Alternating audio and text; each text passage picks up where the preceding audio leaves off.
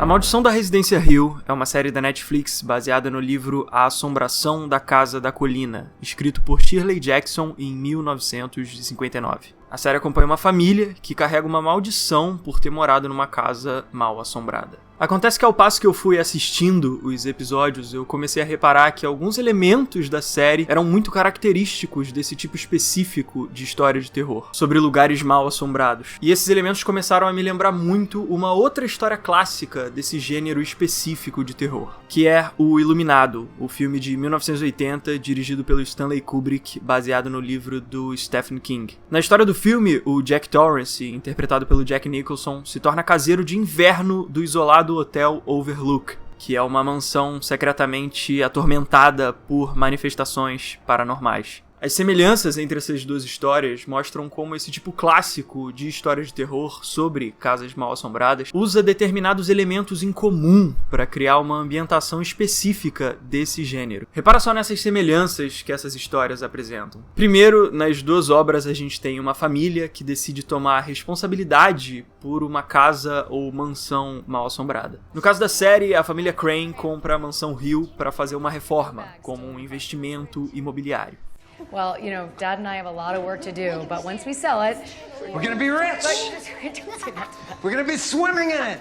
Já no Iluminado, o Jack é escritor e aceita o cargo de zelador do hotel pelo período de férias, para poder trabalhar em paz no livro dele durante essa estadia. I'm outlining a new writing project and 5 months of peace is just what I want.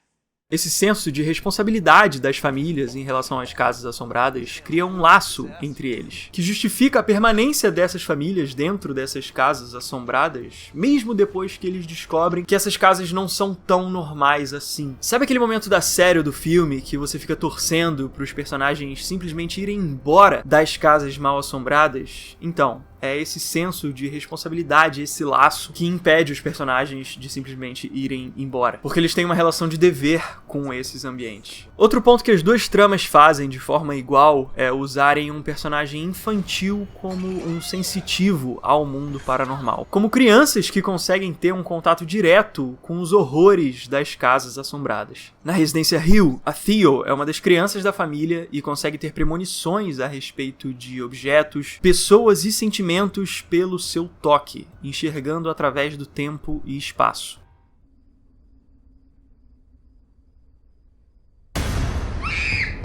Honey? E no Iluminado, o Danny é uma criança que consegue se comunicar telepaticamente e consegue ter visões, também enxergando através do tempo e espaço, da mesma forma que a Theo.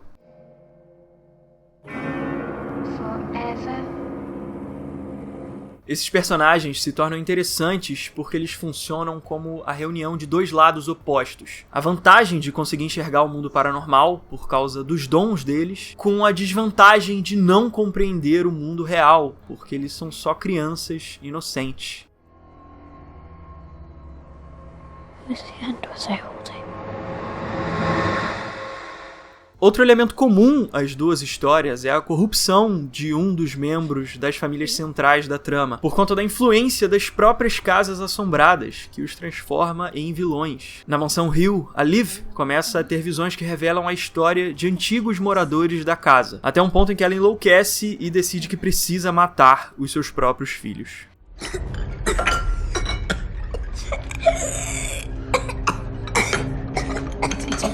It's okay, she's having a nightmare. She's gonna wake up. What's wrong? Abigail! Just a moment and then there'll be no more pain. E algo muito parecido acontece com o Jack no Iluminado, que também começa a ter contato com antigos habitantes do hotel, já mortos. E por fim também enlouquece e da mesma forma decide matar o seu próprio filho.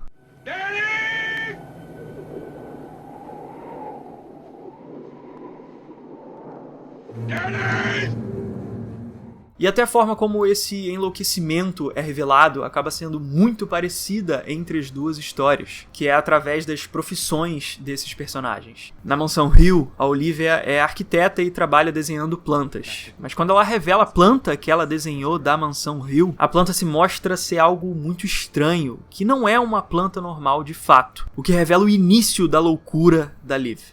I don't... What is this? It's a master blueprint, Ichiro. No, it's not. Yes, it is. I didn't know what this was. No caso do Iluminado, o Johnny é escritor e usou seu tempo como zelador do hotel para escrever o seu novo livro. Mas quando as páginas do livro são descobertas, a loucura do Johnny é revelada, porque as páginas são simplesmente a repetição das mesmas frases, mostrando que ele enlouqueceu.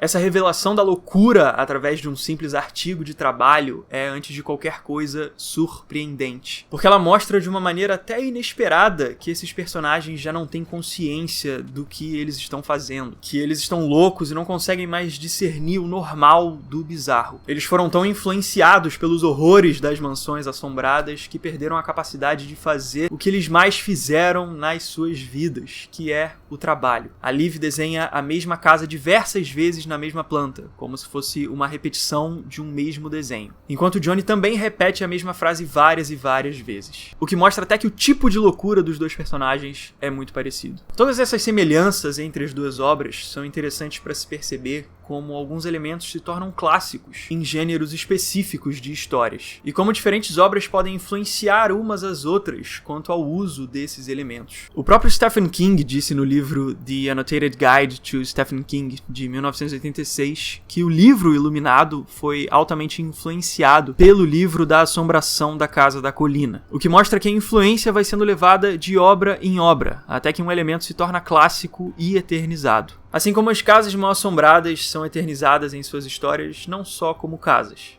mas como personagens existentes que são vivos.